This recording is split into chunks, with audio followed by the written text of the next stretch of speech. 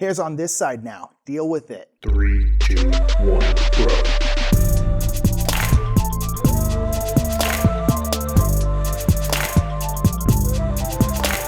What's up, everybody? My name is Nick Murphy. I'm one half of the Buzz Murph, and this is Metagame Minute. Metagame Minute is a weekly segment where Mike or I talk about anything we want to talk about in the gaming world. Today I want to talk about the age-old question, something we've discussed multiple times on this channel, but I want to keep this discussion going, and I kind of figured out something about it, at least personally for me, and that is the age-old yes or no, not like Monopoly, or yes, just like Monopoly. What do you do when people ask you, so board games like Monopoly, or what kind of board games?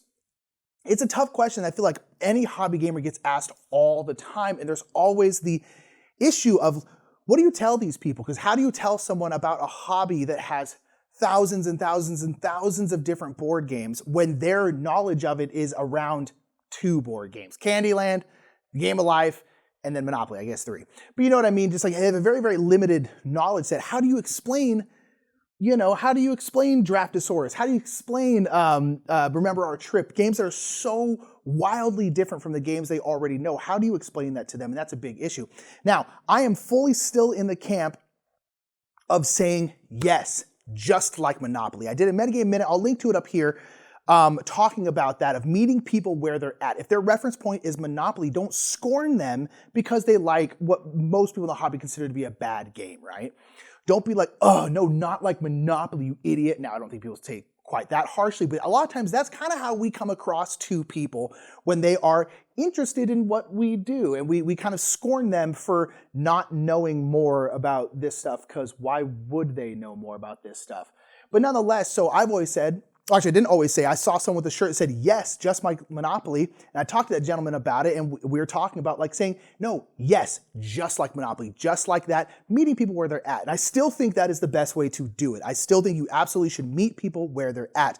The problem is there's usually follow-up questions to that. We were just up in NorCal hanging out with our mom for her birthday, and they had a bunch of people over, a bunch of my mom's friends who our mom has told what we do. We talk about board games for a living. And so a lot of people were just like, so what do you do? You know, and trying to kind of explain what we do for a living, and it being very confusing to people who don't know anything about board games or like Twitch or YouTube or anything like that.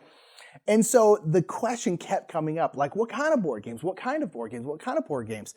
And it's kind of the, yes, just like Monopoly, but then a lot of times they would ask after that, well, like, what other board games are there?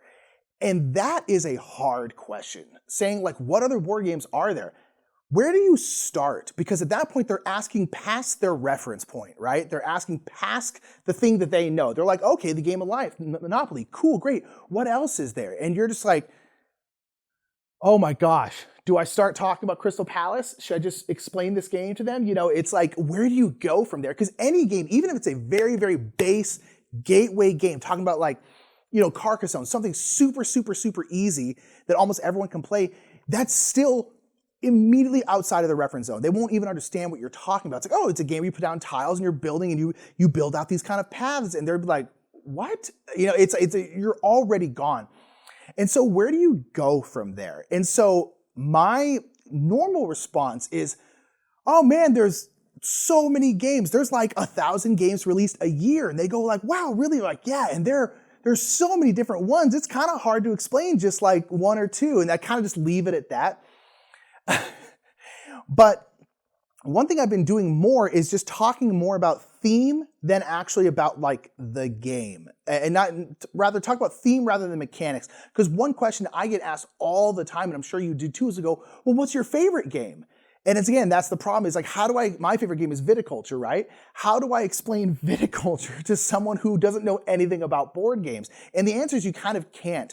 And so what I've been doing with these games and trying to explain this with people is just really just explaining the theme, which is not actually explaining the game. Like, oh, viticulture, this is a game where you're running your own vineyard, and you have to like get vines, and you get grapes from those vines, and you turn those grapes into wine, and then you fulfill wine orders. A wine order might want like a red wine and a white wine, and then you make that and you give it to them and you get points for that. And they kind of like go, oh, okay. And so I didn't actually explain anything about the game in terms of its mechanics. I didn't explain like, oh, you have these fields and you have to go to these worker placement spots to get these cards to plant in your fields, and then you can go to a harvest spot to harvest. I'm not explaining any of the mechanics, just explain the themes, which actually isn't really explaining the games, especially if like viticulture's theme is very integrated into its mechanics, in my opinion. But there are a lot of games where the theme is completely pasted on. Like say you're trying to explain Castles of Burgundy. I would say just explain the theme, even though that theme doesn't exist in that game. You'd be like, oh, it's a game called Castles of Burgundy. So you have like an estate and you're trying to build out your estate. So you're building like a castle and then you're also building like a farm and you're also doing these kinds of things. People go like, oh, okay, that makes sense because if you have an estate, you would need all these different things. But in that game, that theme means nothing. It's just hexagonal tiles with stuff on them. But the theme is a way to get them to understand what you're talking about without actually explaining anything about the game itself and how it plays. And so that's kind of where I've been going with it now, is just sticking completely to theme. And then if they're asking like, well, what kind of games are there? I go, oh, there's different kinds of games. And what I always say is like, no matter what you can think of, what kind of theme or what kind of hobby you can think of, there's a game about. There's a game about bird watching. There's games about hiking. There's games about like civilization. There's games about making quilts. There's all these different kinds of games. And so I honestly just go 100% theme and don't actually explain any games at all. So let me know. I want to constantly keep this discussion going of what's the best way to explain gaming and gaming concepts to people with absolutely no reference points, because I always want more gamers. I want more people playing board games, and getting those people to play board games is the way you do that. And so I'm constantly thinking, what's the best way to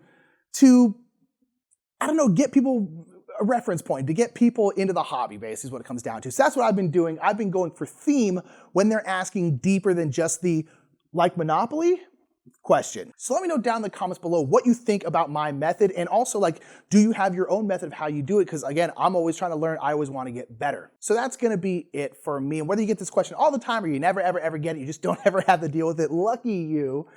Remember, the more meta, the more beta. Thank you so much for watching that Metagame Minute. If you want to check out Mike's Metagame Minute from last week, check out that video right there. And that video right there is going to be a video that YouTube thinks you like. They're probably right. They know everything.